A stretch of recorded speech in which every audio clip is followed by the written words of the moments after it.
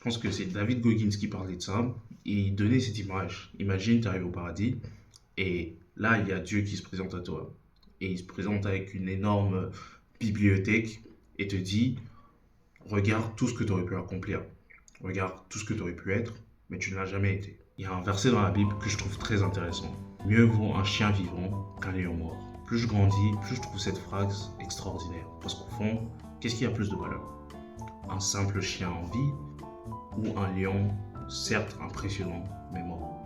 Où l'un est arrêté et ne peut plus rien faire, l'autre peut toujours continuer à avancer.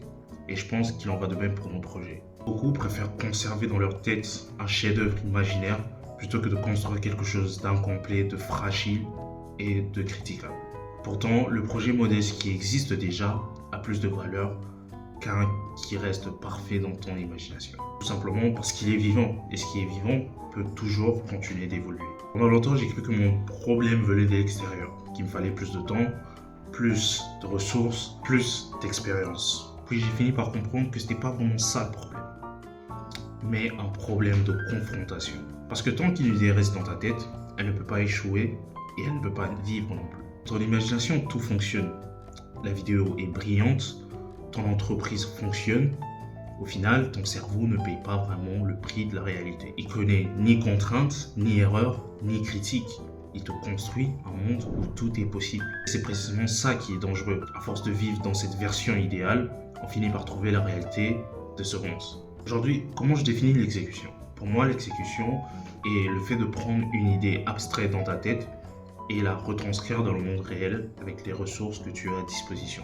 Parce que la réalité ne détruit pas ton idée, il la transforme, lui donne des limites et surtout lui donne une chance d'exister. Et en ce moment, Ready Fire Aim et l'auteur nous parle d'une idée toute simple et très intéressante.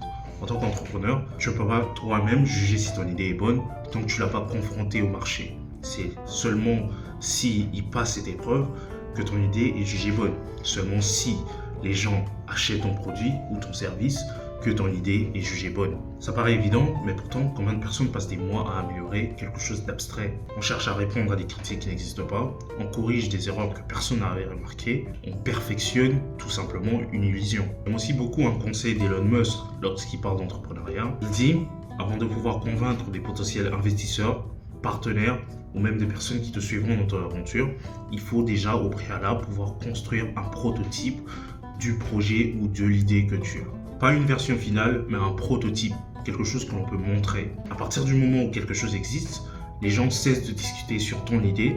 À la place, ils discutent tout simplement sur ton travail. Et cette idée-là dépasse le simple monde de l'entreprise. C'est cool de pouvoir savoir comment raconter une histoire, mais une version même imparfaite crée plus de mouvement qu'une ambition parfaitement racontée. Et il y a aussi quelque chose de très intéressant avec ça. Les ressources que l'on attend avant de pouvoir se lancer arrivent très généralement après l'action et non avant. Il y a quelques temps, je discutais avec l'équipe d'un youtubeur. Et pendant la conversation, je me suis rendu compte que j'avais presque rien à montrer parce que j'avais supprimé la plupart de mon travail, la plupart des vidéos que j'avais sorties auparavant. Parce que je trouvais qu'elles n'étaient pas assez bonnes, qu'elles étaient hors sujet. Mais aujourd'hui, je regrette moins leur qualité que leur absence. Parce que honnêtement, une mauvaise vidéo raconte une histoire. L'histoire du commencement, des débuts pas très glorieux, certes, mais elle raconte une histoire. Aujourd'hui, le monde du streaming est en plein boom.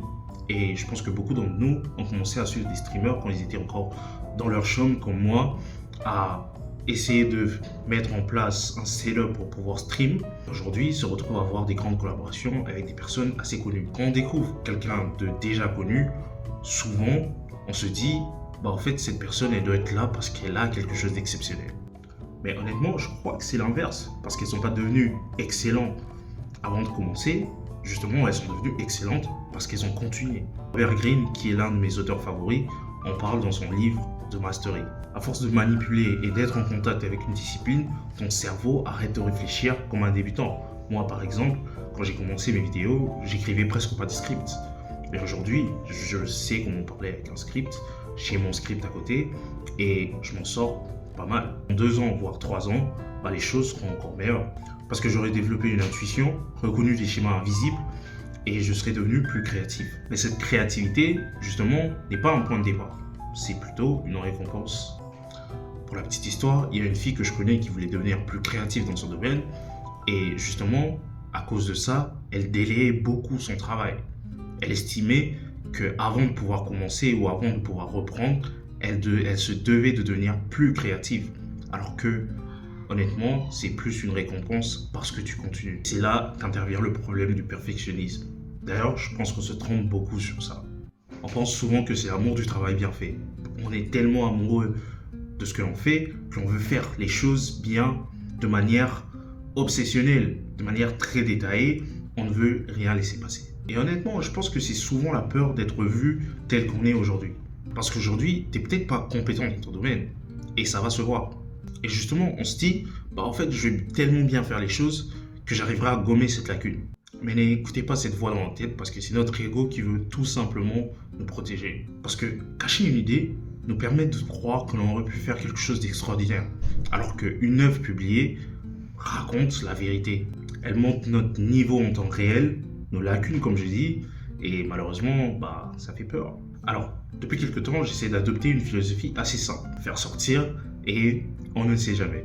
Faire sortir et passer à autre chose. Peut-être que personne ne regardera, peut-être que tu te tromperas, peut-être que tu découvriras tout simplement que ton idée n'était pas aussi bonne que ça, mais au moins, elle aura le mérite d'exister. Et c'est seulement ce qui existe que l'on peut corriger, que l'on peut améliorer ou transmettre. Je ne sais pas combien de projets je réussirai dans ma vie, je ne sais pas lesquels auront plus d'importance, mais je sais une chose, je refuse que ces idées meurent dans ma tête. Je refuse profondément que ces projets meurent tout simplement dans ma tête sans être confrontés à la réalité. Parce qu'au fond, je pense que le plus grand échec, c'est pas de se tromper. Honnêtement, c'est vraiment pas de se tromper, mais c'est plus de ne pas avoir accordé à tes idées une chance d'exister.